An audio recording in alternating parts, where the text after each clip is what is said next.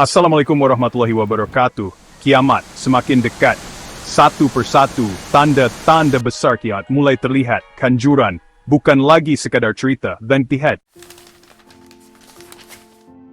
Kita mulai dengan sebuah ramalan yang sudah bikin kita semua gelisah selama berabad-abad, yaitu munculnya Ya'juj dan Ma'juj. Nabi Muhammad Shallallahu Alaihi Wasallam bersabda, "Celakalah bangsa Arab karena keburukan yang sudah dekat." Hari ini, tembok Ya'juj dan Ma'juj sudah terbuka sebesar ini. Sambil beliau membentuk lingkaran dengan ibu jari dan jari telunjuknya.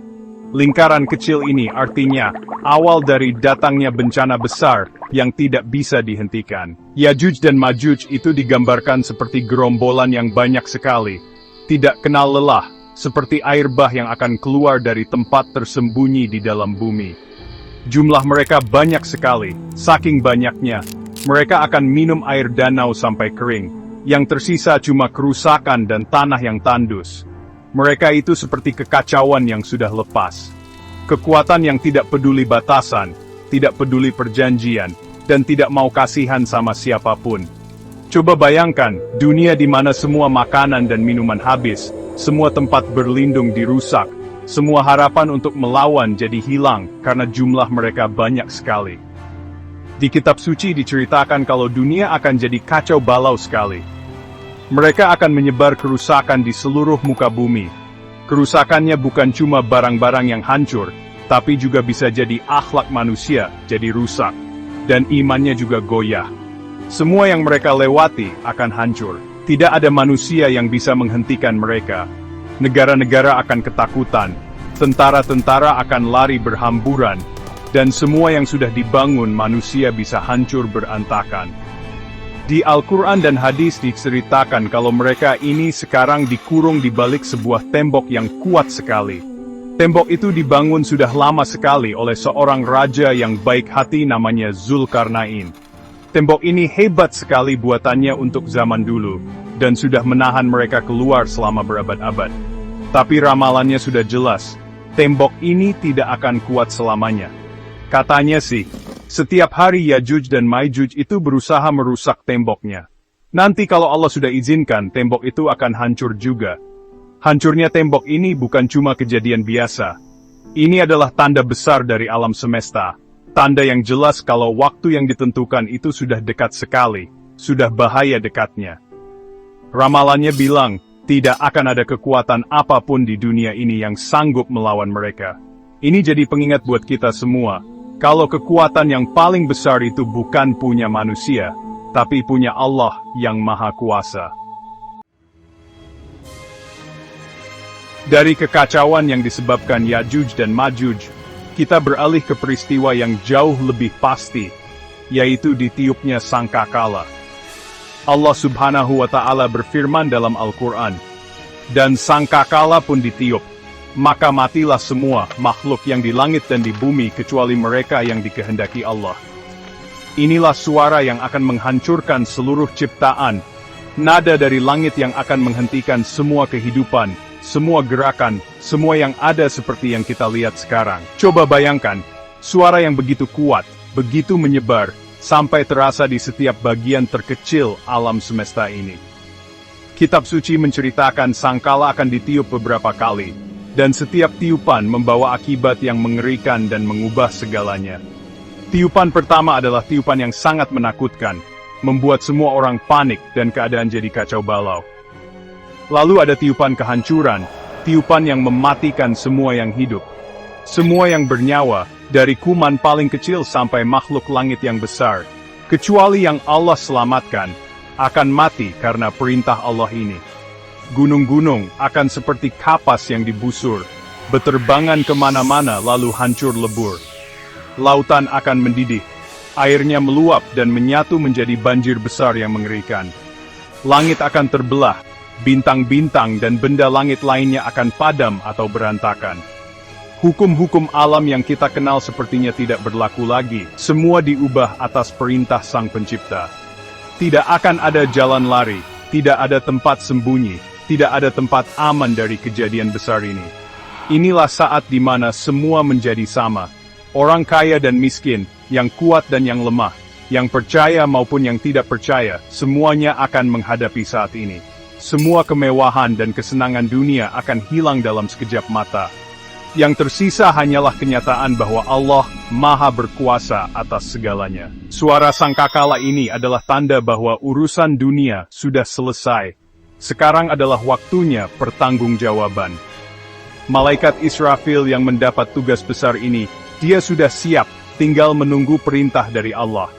Kejadian ini bukan bencana biasa yang terjadi begitu saja. Ini adalah saat yang sudah diatur dengan sangat rapi, seperti sebuah lagu indah di alam semesta, sebuah perpindahan ke kenyataan lain yang jauh lebih penting.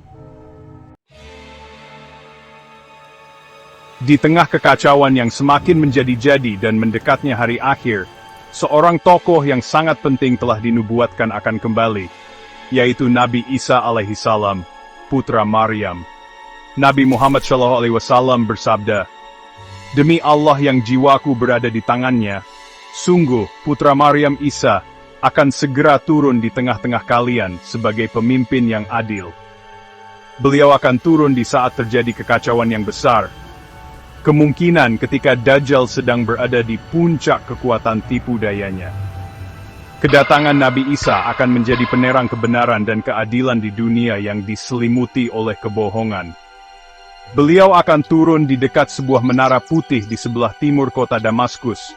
Dengan kedua tangan beliau diletakkan di atas sayap dua malaikat. Kemunculan beliau sendiri akan menjadi sebuah tanda, menjadi penghiburan bagi orang-orang yang beriman, dan menjadi kejutan besar bagi orang-orang yang tidak beriman. Tugas-tugas utama Nabi Isa saat beliau kembali nanti sudah dijelaskan dengan sangat jelas. Beliau akan menghancurkan salib. Ini artinya meluruskan keyakinan-keyakinan yang salah, dan menegakkan kembali ajaran untuk menyembah Allah saja, Tuhan yang Maha Esa. Beliau akan membunuh babi. Ini berarti menghapuskan perbuatan-perbuatan yang bertentangan dengan hukum Tuhan. Dan yang juga penting, beliau akan menghapuskan pajak jizyah. Ini artinya, pada waktu itu, satu-satunya pilihan yang diterima, hanyalah memeluk agama Islam. Beliau akan memerintah dengan menggunakan hukum Nabi Muhammad SAW, sekaligus menegaskan bahwa syariat beliau adalah yang terakhir dan paripurna. Salah satu perbuatan beliau yang paling penting adalah mengalahkan Dajjal. Dajjal, yang sangat ahli dalam tipu daya dan kebohongan, akan berhasil mengumpulkan banyak sekali pengikut. Ketika Nabi Isa berhadapan dengannya, Dajjal diceritakan akan mulai hancur lebur, seperti garam yang larut di dalam air. Pertemuan ini akan menjadi kemenangan yang pasti bagi kebenaran atas kebatilan. Masa pemerintahan beliau akan menjadi masa yang penuh dengan keadilan dan kedamaian sejati. Masa penuh ketenangan ini bukanlah surga yang sesungguhnya, tetapi ini adalah zaman keemasan sementara di bumi, sebelum datangnya akhir dari segalanya. Semakin dekat kita ke akhir zaman, akan ada satu lagi tanda yang mengerikan dan pasti terjadi, yaitu api yang besar sekali, muncul dari dalam bumi di Yaman. Nabi Muhammad SAW menyebutkan ini sebagai salah satu tanda besar terakhir. Beliau bersabda, "Dan yang terakhir dari tanda-tanda itu adalah api yang akan keluar dari Yaman, dan akan menggiring orang-orang ke tempat mereka berkumpul." Ini bukan api biasa ya, bukan seperti kebakaran hutan atau gunung meletus yang kita kenal. Api ini punya tujuan khusus dari Tuhan, kekuatan yang terus-menerus mendorong semua orang untuk berkumpul di hari kiamat nanti. Coba bayangkan, ada dinding api yang besar sekali dan tidak bisa dihentikan, muncul dari dalam tanah. Asalnya itu dari tempat khusus, yaitu Yaman. Yaman itu negeri yang punya banyak cerita sejarah dan ramalan zaman dulu.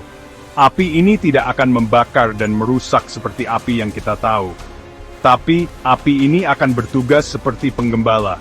Tugasnya itu untuk menggiring semua manusia ke satu tempat yang sudah ditentukan, yaitu mahsyar atau padang tempat berkumpul. Tidak akan ada yang bisa melawan datangnya api ini. Tidak ada juga yang bisa lari menghindarinya. Sifat api ini dibilang unik banget. Api ini akan ikut bergerak kalau orang-orang bergerak. Kalau mereka berhenti, apinya juga berhenti. Kalau mereka jalan, apinya ikut jalan. Kadang cepat, kadang pelan. Tapi selalu maksa mereka untuk terus maju. Buat orang-orang yang percaya, api ini akan terasa sejuk dan damai, tidak akan menyakiti mereka. Tapi buat orang-orang yang ingkar, api ini akan jadi siksaan. Perbedaan perlakuan api ini juga jadi tanda awal kalau nanti di hari kiamat akan ada pemisahan yang sesungguhnya. Api besar ini jadi tanda berakhirnya kehidupan di bumi, seperti yang kita tahu sekarang. Tidak akan ada lagi negara, tidak ada lagi batas wilayah, tidak ada lagi rumah masing-masing. Semua manusia akan dikumpulkan jadi satu. Api ini jadi pendorong terakhir yang tidak bisa ditolak, maksa semua orang untuk datang ke tempat kumpul yang besar itu. Ini seperti pengumuman evakuasi terakhir buat planet bumi, yang langsung dari penciptanya. Sahabat sekalian, di antara tanda-tanda kiamat yang paling misterius dan pasti akan datang, adalah munculnya Dabbah al-Ard, yaitu binatang dari bumi. Allah Subhanahu wa Ta'ala berfirman dalam Al-Quran, "Dan apabila perkataan ketentuan masa kehancuran alam telah berlaku atas mereka, kami keluarkan untuk mereka seekor binatang dari bumi yang akan berbicara kepada mereka, bahwa manusia dahulu tidak yakin kepada ayat-ayat kami." Ini bukan makhluk biasa ya. Kemunculannya adalah sebuah pernyataan yang sangat penting dan terakhir dari Allah. Sebuah campur tangan ilahi yang akan mengubah keadaan rohani manusia selamanya dan tidak bisa diubah lagi. Dabbah ini digambarkan sebagai makhluk yang sangat unik, tidak seperti hewan manapun yang pernah kita kenal. Bentuknya seperti apa, ciri-cirinya bagaimana, itu masih menjadi pembahasan para ulama. Tapi, tujuannya muncul sangatlah jelas. Ia akan muncul ketika kebanyakan manusia sudah meninggalkan iman yang benar, ketika kerusakan ada di mana-mana, dan ketika orang-orang sudah tidak peduli lagi dengan peringatan dari Allah. Kedatangannya menandakan bahwa waktu untuk memilih, kesempatan untuk bertobat dengan sungguh-sungguh, sudah hampir habis. Ciri yang paling luar biasa dari binatang ini adalah ia akan berbicara kepada manusia. Bukan dengan suara geraman atau auman, tapi dengan ucapan yang cerdas dan bisa dimengerti, berbicara langsung kepada seluruh umat manusia. Ia akan menyatakan kebenaran tanda-tanda kebesaran Allah, sambil menegur manusia karena ketidakpercayaan mereka. Ucapannya akan menjadi bukti yang jelas dan tidak bisa dibantah lagi terhadap orang-orang yang terus-menerus mengingkari kebenaran. Selain itu, Dabbah ini akan punya tugas yang sangat penting. Ia akan menandai setiap orang. Dengan tongkat Nabi Musa alaihissalam, ia akan menandai wajah orang beriman, sehingga wajahnya akan bersinar terang. Dan dengan cincin Nabi Sulaiman alaihissalam, ia akan memberi cap di hidung atau leher orang yang tidak beriman, sehingga wajah mereka menjadi gelap. Tindakan ini akan membedakan secara fisik antara orang yang beriman dan yang tidak beriman, membuat keadaan iman mereka terlihat jelas oleh semua orang. Kemunculan Dabbah ini sering disebut sebagai salah satu tanda bahwa setelah ia muncul, tinjil partidians but el bescrit diet. Sahabat yang dirahmati Allah, tanda-tanda yang sudah kita bahas hari ini, Yajuj dan Majuj, tiupan sangkakala, kembalinya Nabi Isa, api penggiring dan Dabbah, bukan cuma kejadian di masa depan yang kita tunggu saja tanpa berbuat apa-apa. Itu semua adalah pesan yang dalam maknanya, sudah tertulis dalam perjalanan waktu yang mengingatkan kita sekarang. Tanda-tanda kiamat sudah dekat. Bukan untuk ditakuti, tapi untuk kita sadari.